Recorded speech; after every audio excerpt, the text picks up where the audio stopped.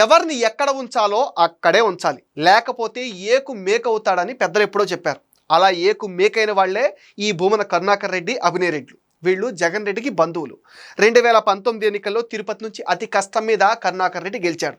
అసలు మొదట ఓడిపోయాడు అన్నారు, రీకౌంటింగ్లో గట్టెక్కాడు. ఈ గెలుపు మీద తిరుపతిలో చాలా కథనాలు కూడా ప్రచారంలో ఉన్నాయనుకోండి, అది వేరే విషయం. జగన్ హయాంలో టీటీడీ చైర్మన్గా చివరి 2 సంవత్సరాలు పనిచేశాడు. టీటీడీని ఒక జేబు సంస్థలా వాడేసుకున్నాడు. అవసరం లేకపోయినా సరే 900 కోట్ల రూపాయల కాంట్రాక్టులు తన వాళ్ళకి ఇప్పించుకున్నాడు. తిరుపతిలో భూ కబ్జాలు, టీడీఆర్ బాండ్ల పేరుతో 200 కోట్ల రూపాయల కుంభకోణం, ఇలా ఈయన గారి అవినీతి చరిత్ర చెప్పాలంటే చాలా పెద్దది.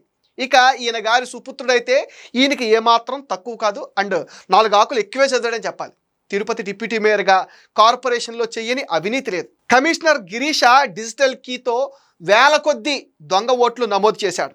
ఈ కేసులో గిరీష కొంతకాలం సస్పెండ్ కూడా అయిపోయాడు. కూటమి ప్రభుత్వం అధికారంలోకి వచ్చిన వీళ్ళ బలుపు పొగరు ఏమాత్రం తగ్గలేదు. టీటీడీ చైర్మన్గా చేసిన కరుణాకర్ రెడ్డి అదే టీటీడీ మీద అసత్య ప్రచారాలు చేయటం మొదలుపెట్టాడు. కొండ మీద డ్రామాలు కూడా చేశాడు. అవినయ్ రెడ్డి కూడా అంతే, కూటమిని విమర్శిస్తూ వీధి నాటకాలు వేయటం కూడా మొదలుపెట్టేశాడు.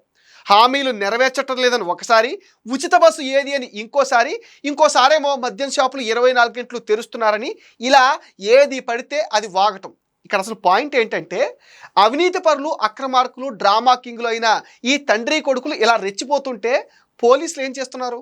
అసలు అభినయ్ రెడ్డి రోడ్డు మీద వీధి నాటకాలు వేయడానికి పర్మిషన్ ఎవరిచ్చారు?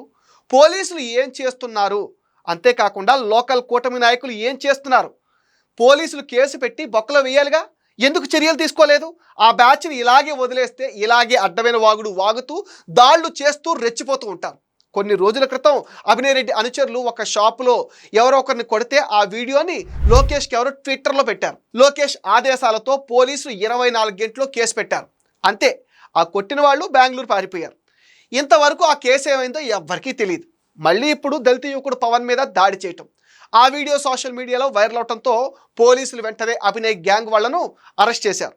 కరుణాకర్ రెడ్డి, అభినయ్ రెడ్డి మీద కేసు కూడా పెడతామని పోలీసులు అంటున్నారు. పోలీసులు ఇప్పుడు కేసు పెట్టారు సరే, ఇంతకు ముందున్న దొంగ ఓట్ల కేసు ఏమైంది? కరుణాకర్ రెడ్డి టీటీడీలో చేసిన దోపిడీ మీద విజిలెన్స్ విభాగం ఇచ్చిన రిపోర్టు ఏమైంది?